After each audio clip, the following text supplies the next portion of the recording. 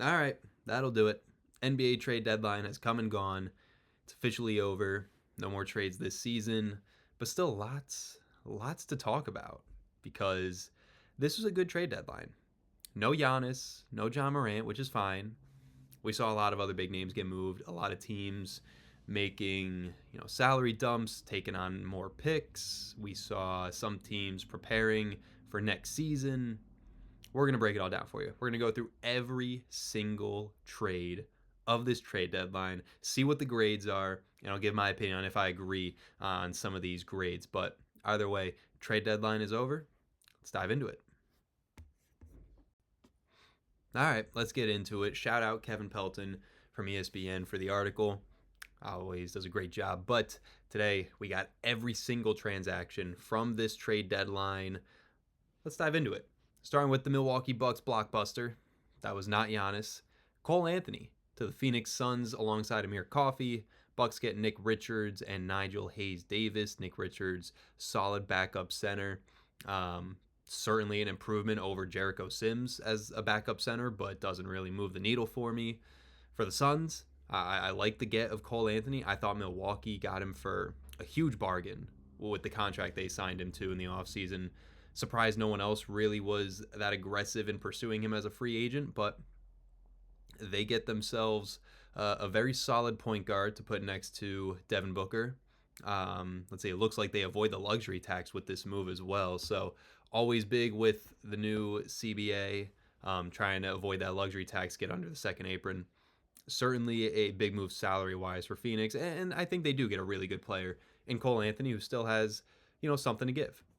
Knicks get Jose Alvarado for Dallin Terry and 2 second-round picks and some cash.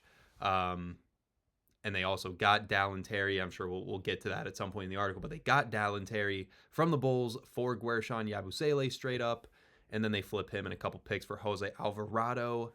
And yeah, you see it right there.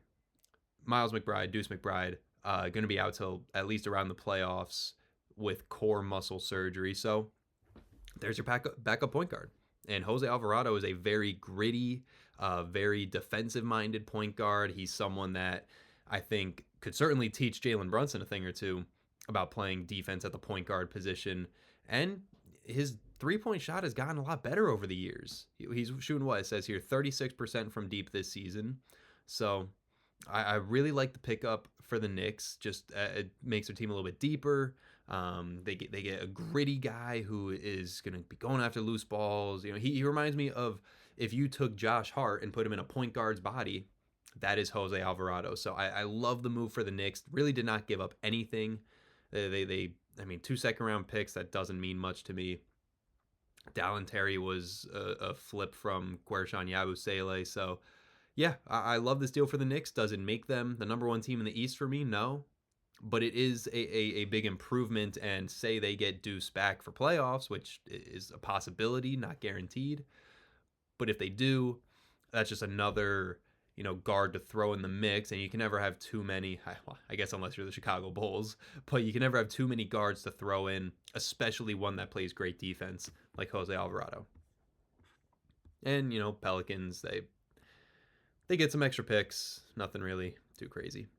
Lakers trade Gabe Vincent and a second rounder for Luke Kennard, and I do think this helps out LA. I feel like they've been lacking a pure shooter. They have some shooters, some guys who can hit threes. Obviously, Luka. They don't really use him, but Don Connect is a decent 3-point shooter, but he's fallen off a little bit. Rui will hit them when they're open, but again, not really. They needed a 3-point shooter, and Luke Kennard fits that role perfectly. Especially in an offense around LeBron James and Luka Doncic. You know that they're going to be getting a lot of drive and kick action. That's where Luke Kennard can really take advantage. And the Lakers, I feel like, were shopping Gabe Vincent for a while.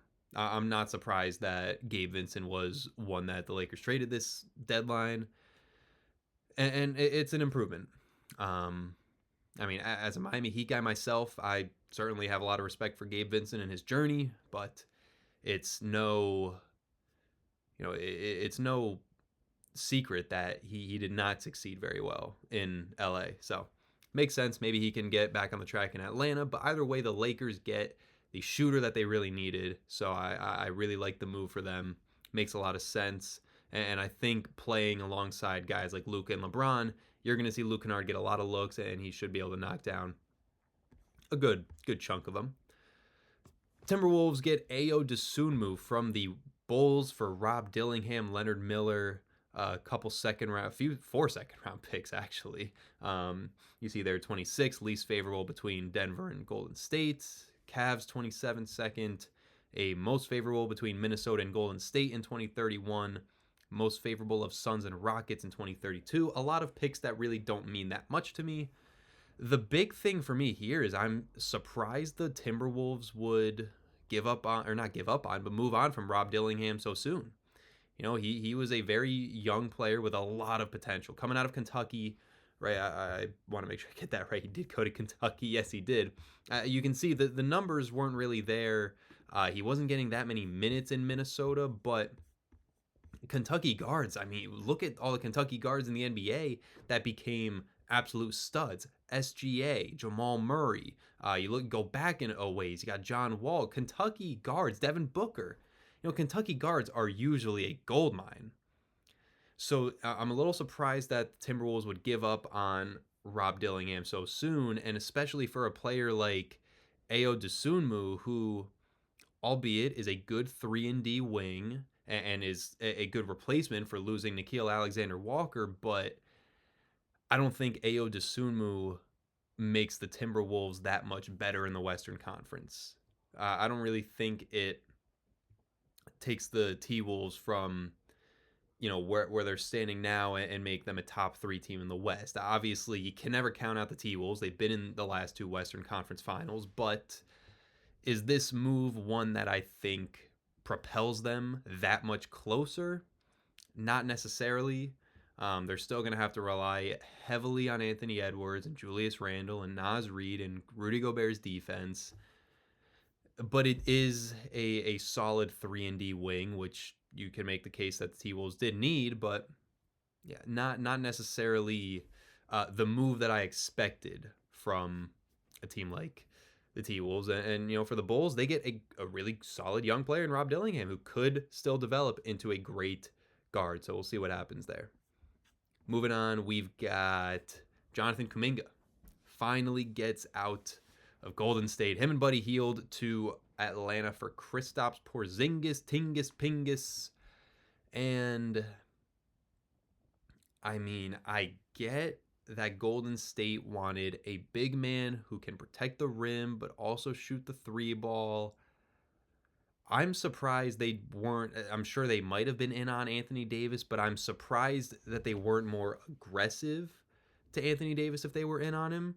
I mean, you had Kuminga and Buddy Hield ready to go for AD, who got traded for Chris Middleton, and you know, I guess the 3 first-round picks might have been the backbreaker for Golden State in trying to get Anthony Davis, but Kristaps does not really fit this Warriors team, I guess, because Jimmy Butler's done for the year.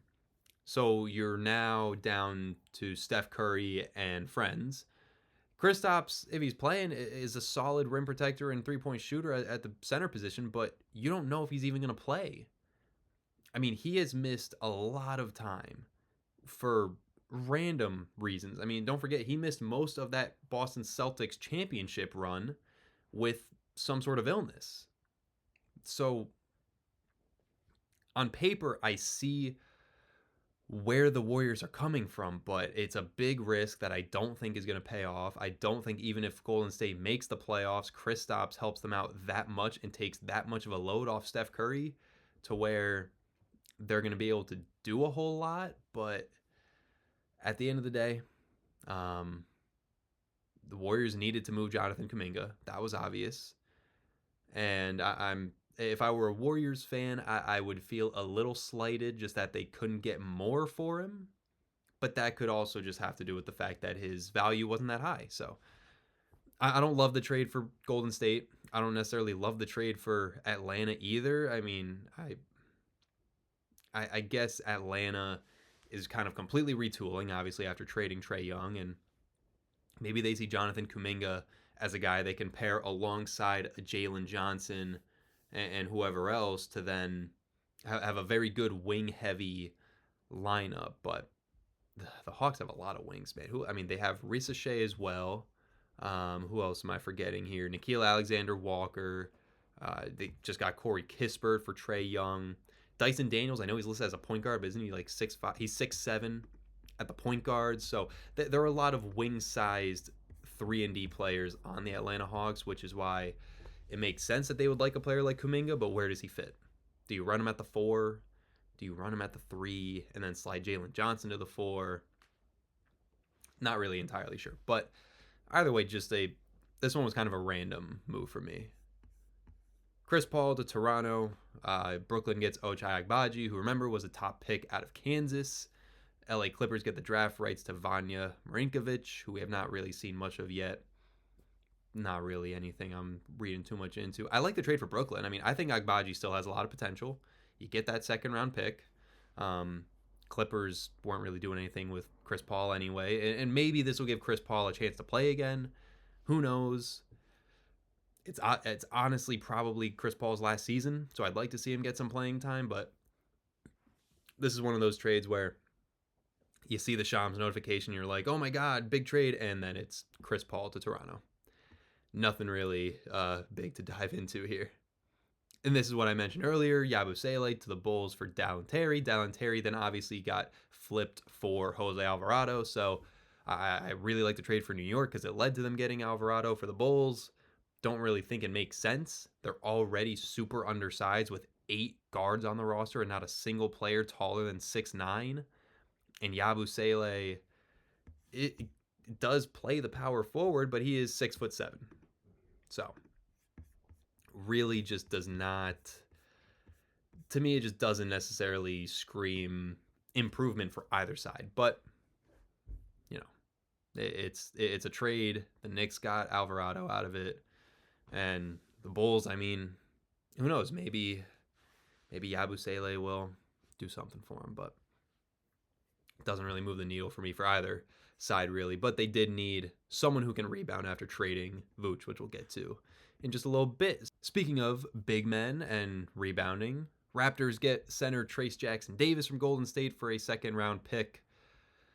It makes a lot of sense considering Golden State just also acquired Kristaps Porzingis, so they had a crowded front court with Porzingis, Al Horford, and whoever else. So, Quentin Post, that's what I was forgetting. And as far as Toronto gets a solid big, I like this trade for both sides. Golden State didn't need him anymore, so they get a pick out of it, and Toronto needed a center, so gives you another option, as obviously Jakob Poeltl's been injured for a little bit, so they're pretty limited at the big man spot. So I like the trade for both sides. Tyus Jones to the Hornets, as well as 2 second-round picks. Orlando Magic get cash considerations. Charlotte, who's been on a pretty solid run here as of late, bolsters their depth up a little bit. Magic get some extra cash to play with. Doesn't really move me that much, but I do like Tyus Jones for Charlotte, and obviously get some extra picks out of it. So good trade for Charlotte. Orlando, I don't really know. I don't know. I don't really think. I don't know how much money they got in this deal. It doesn't say here, but for Orlando, I guess it was just one of those. We didn't really need him anymore. So, but I am surprised because Orlando is still trying to compete in the East. So didn't really get much out of this to help compete in the East. Lonzo Ball becomes a free agent, or to become a free agent after this 3-team deal to Utah. Atlanta gets Jock Landale, another big. Cleveland gets some cash. Good for Cleveland. The Lonzo Ball contract clearly did not work out. His shooting took a huge dip this season. So not really surprised they were looking to trade him. Atlanta gets a solid backup big in Jock Landale. Cavs get some extra cash. I mean, not really a crazy deal anywhere, but it's a deal. And Lonzo, whatever team Lonzo ends up on, he'll be a solid backup point guard. He might not score that much, but he's still a great playmaker. He's still 6'5", and he's still a solid defender at the point guard position, which you do not see too often in today's NBA. If the Knicks hadn't traded for Jose Alvarado, they would have been the number 1 team that I would have expected Lonzo Ball to sign with after becoming a free agent. I could see Lonzo going to Oklahoma City, because we know how they like their tough, gritty defenders. I could see him going to Minnesota since they traded Mike Conley and need some more depth at point guard. I could see a lot of teams being interested in Lonzo Ball now that he's going to become a free agent. Next up, we got Jared McCain to the Thunder for a Houston 2026 first, which will likely be like pick 25 or something like that. So not the greatest first round pick, a couple seconds. For the Thunder, I completely get it. You get some extra bench scoring, which honestly, your bench was so good at defense, but you still had to rely a decent bit on SGA to score, and they've been really beat up. They've been injured this season. They only had, I think, 3 guys on the bench the other day suited up. So I like the deal for Oklahoma City. I really do. They get plenty of, they have plenty of picks already to go around. So why not use one that's not even going to be that favorable of one, because Houston's going to be a playoff team. That's going to be a late first round pick. Don't see the Thunder using a late first round pick and then playing a late first round pick on this team. So yeah, great trade for the Thunder. I'm surprised they didn't try to go a little bit further and maybe get Quentin Grimes instead of Jared McCain, but maybe they see Jared McCain's got a lot of potential, showed a lot of flashes his rookie season. So it's Oklahoma City thinking ahead. If they ever have other injuries at the guard position, Jared McCain will step right up. And especially with SGA being sidelined through All-Star Week now, I could see Jared McCain starting some games and getting a lot of shots up in SGA's absence. So love the trade for the Thunder.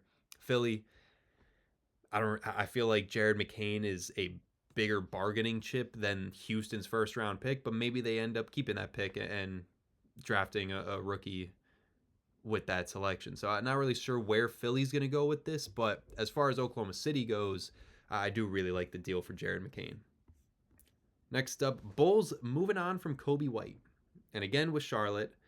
Charlotte gets Kobe White, Mike Conley, a 2029 second for Colin Sexton, Ousmane Dieng to Chicago, and a few second round picks.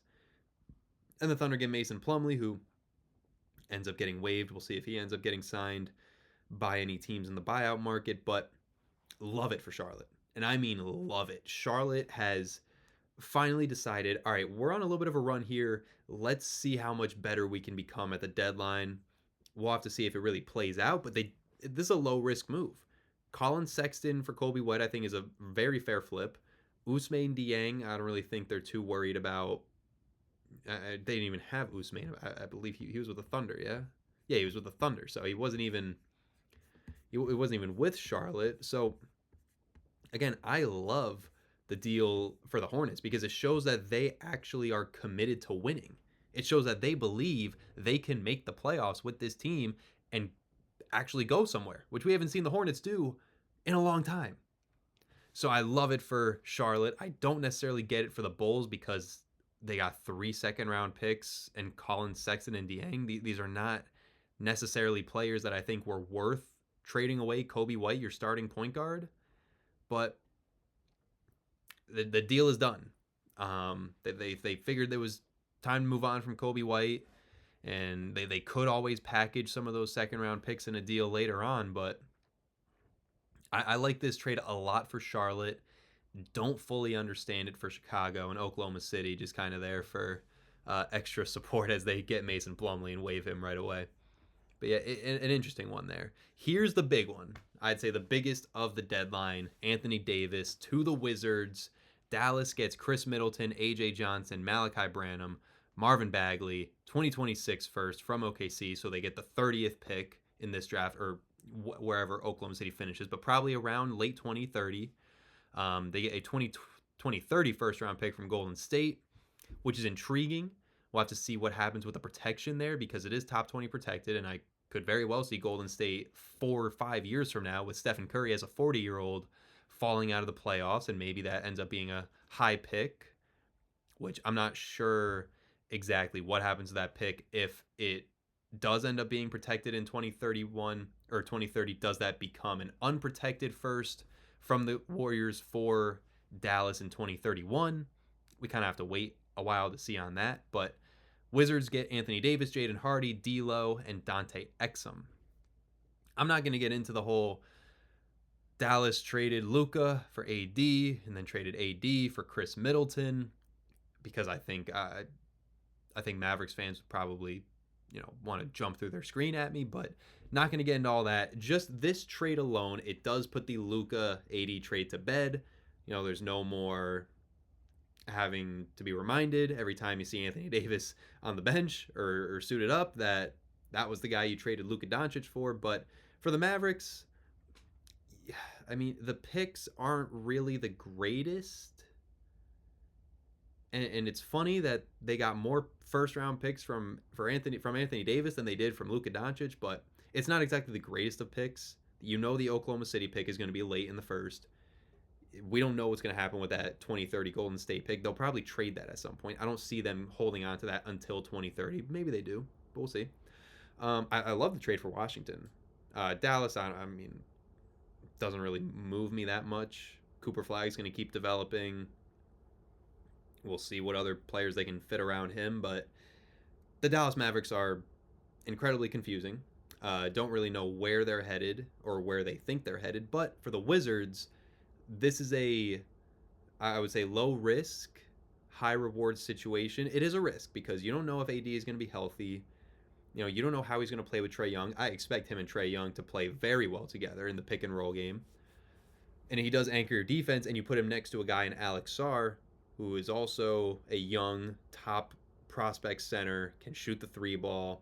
He can learn a lot from Anthony Davis. So I like that move for them as far as trying to bulk up Alex Sarr to be the guy when eventually the time comes that Anthony Davis gets too old and retires, or Trae Young ends up leaving or retiring. Alex Sarr can then be the guy to lead the front court for Washington. So I love that deal for him. Washington basically said, it's been 8 years. This rebuild ain't working anymore. Let's throw some chips into the fire and let's get ourselves some players. They did that. They traded basically nothing for Trae Young. They didn't trade anything that I think was super valuable for Anthony Davis. So I think the Wizards are in a great situation, and you add a potential top 5 pick in this year's draft because they're not going to play AD this year. They're not going to play Trae Young this year. They're going to tank. They're probably going to get a top 5 pick, but you never know with the lottery and everything. Who knows where they actually end up? But when you think about a lineup of Trae Young, Anthony Davis, Alex Sarr, one of potentially DeBonsa, Darren Peterson, Cam Boozer, Koa Pete, the kid from UNC, Caleb Wilson, that is a scary team. That is a very scary team, and a team that I'm very excited to watch. I'm a little bit cautious because this is also how I felt about the Dallas Mavericks after they traded for Anthony Davis. I looked at it as you have a lineup of Kyrie Irving, Cooper Flagg, Anthony Davis, Derek Lively, PJ Washington. That's a team that can compete for a championship.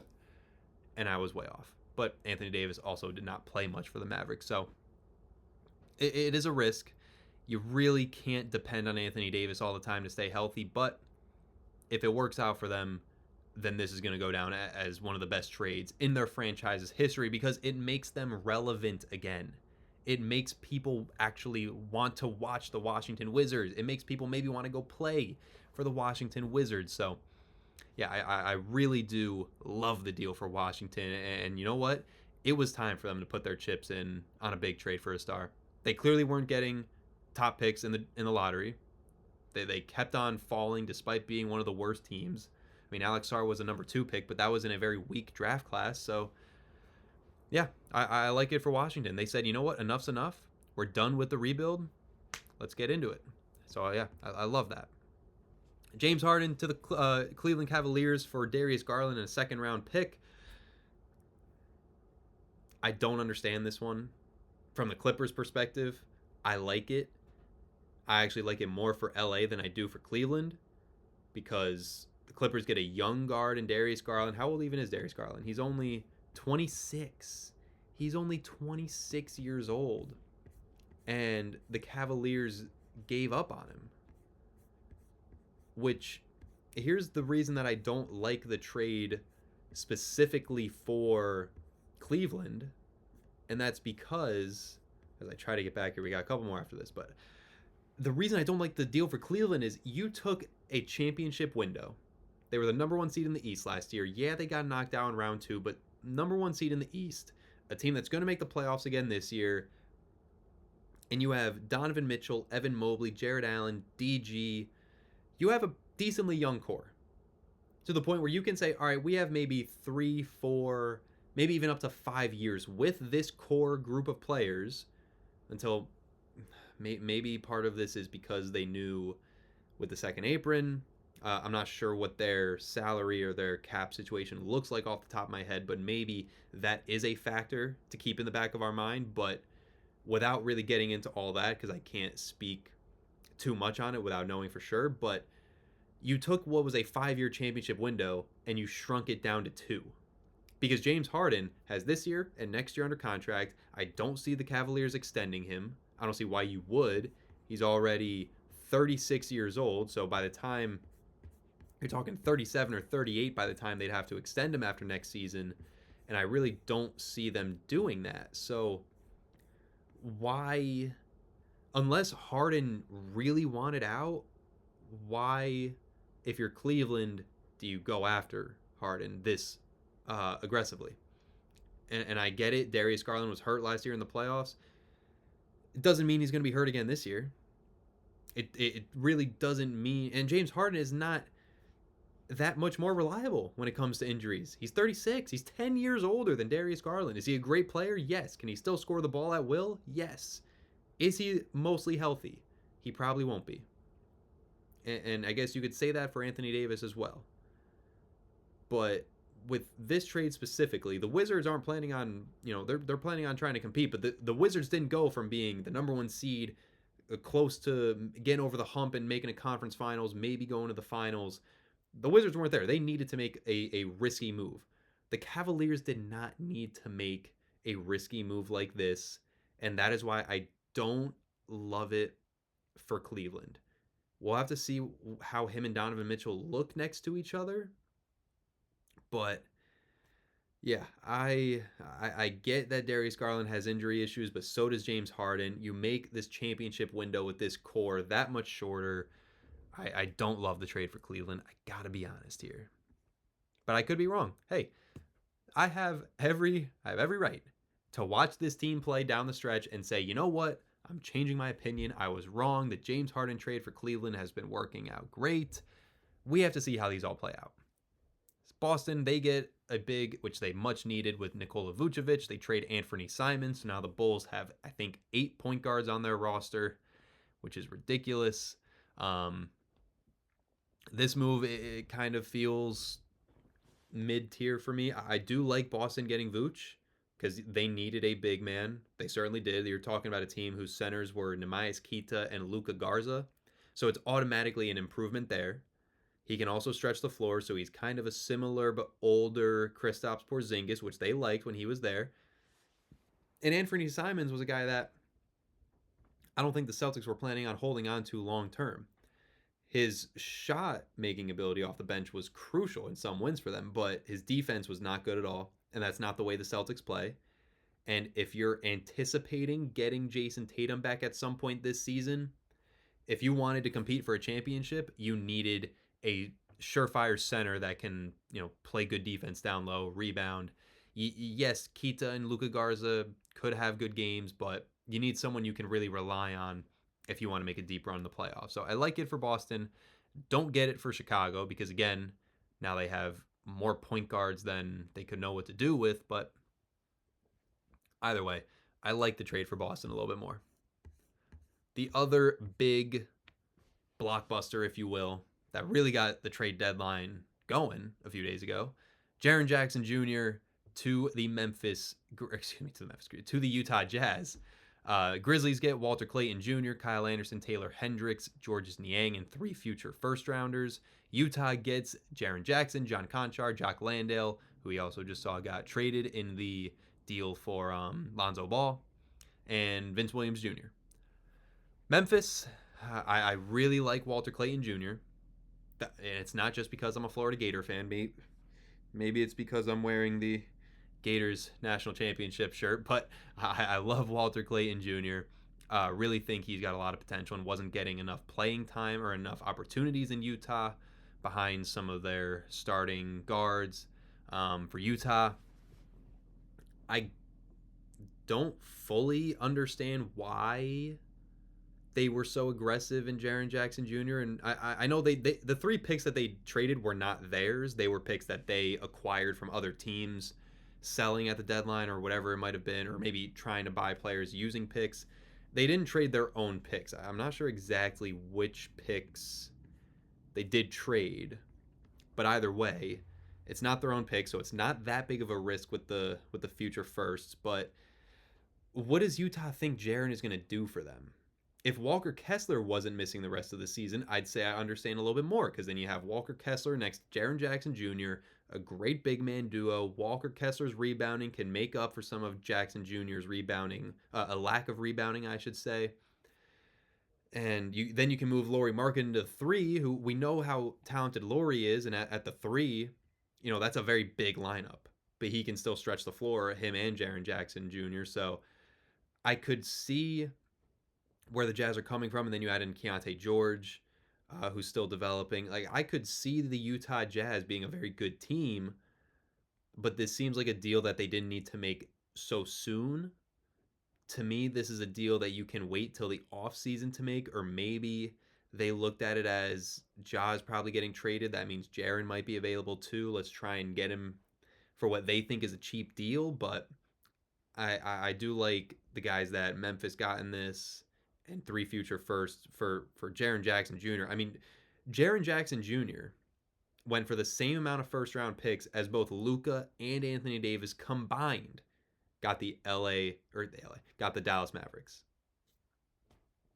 That is what I have to say on that. So I don't fully get it for Utah, but next year when Walker Kessler's back, should they still have Lauri? Keontae George will only get better. Ace Bailey maybe becomes a starting 2 if they want to go really big. That is certainly a team that I would enjoy watching it, and I'd be intrigued to follow, but I don't think they needed to make this move right now. But that's pretty much it for big trades at the trade deadline. Yeah, here's the Kevin Huerter to Detroit with Dario Saric and a first-round swap. The Bulls get Jaden Ivey, Mike Conley, more guards for the Bulls. I like the move for Detroit. I mean, Kevin Huerter, Shenendehowa grad from close to my hometown, so rooting for him. And, he's going from a team that was 10th in the East to 1st in the East, so he's got to be ecstatic, and he'll definitely get some shots off the bench. And you can always use more 3-point shooting, so I like it. This is one of those kind of, I guess, mid-tier trades where it's like, all right, everybody got a little something. The Bulls get, Jaden Ivey, who I think was great at Purdue, has a lot of potential still. Missed some time due to injuries in the past, so would like to see how he develops. Mike Conley, I mean, that's kind of just a salary grab. Don't see him playing much for Chicago. Obviously, like I said, Kevin Huerter going to Detroit, and they get that protected swap with Minnesota. But again, just kind of one of those trades where it's like, all right, everybody gets a little something. Nobody, I think, becomes that much better because of this trade. But, Detroit certainly filled in a hole in their bench with if they start Duncan Robinson, you need a shooter off the bench. So Kevin Huerter fits that role pretty well. So that, I believe... we're not getting into the Atlanta Hawks getting Duop Reith in 2 seconds for Vit Krejci. Kings get DeAndre Hunter for Dennis Schroeder, Keon Ellis. These were all before the trade deadline week, so we don't really need to get too into them. But like I said, fun trade deadline. Not surprised Giannis didn't get moved. I am surprised Ja Morant didn't get moved. I thought after the Jaren trade that made it a guarantee that Ja Morant would be on the move, but I guess not a lot of teams were willing to part ways with some of their assets to acquire a Ja Morant. So there you have it. Trade deadline has come and gone. It was a fun one. I think this year was definitely one of the more fun NBA trade deadlines that I've gotten to experience. Hope you guys enjoyed the breakdown, and I hope some of your teams made some moves that you like. As you see behind me, my Miami Heat were the only Eastern Conference team to make zero trades this deadline. So yeah, that's where I'm at. Either way, hope you guys enjoyed the video. We'll be back at it with more. Check out the .hoops hub on Instagram, TikTok for all the short form content, highlights, memes, viral videos, all that great stuff. We'll have it for you on the daily, And make sure you guys like and subscribe if you enjoyed the video. And we'll be back at it very shortly, maybe with some rebuilds. The trade deadline got me feeling in a rebuild mode. So I'm thinking that's the tease. For the next video on the Hoops Hub channel, maybe we'll do a little bit of a rebuild for some of these teams that made big moves in the trade deadline. I'm feeling Washington. I think that's going to be my first rebuild video. Rebuilding the Washington Wizards around Trae Young and Anthony Davis, if I even need to. I might just hop on a 2K sim and they win the championship in year one. We're going to have to find out. You'll find out in the next video. Make sure you guys like and subscribe if you enjoyed. I'll see you in the next one. Peace.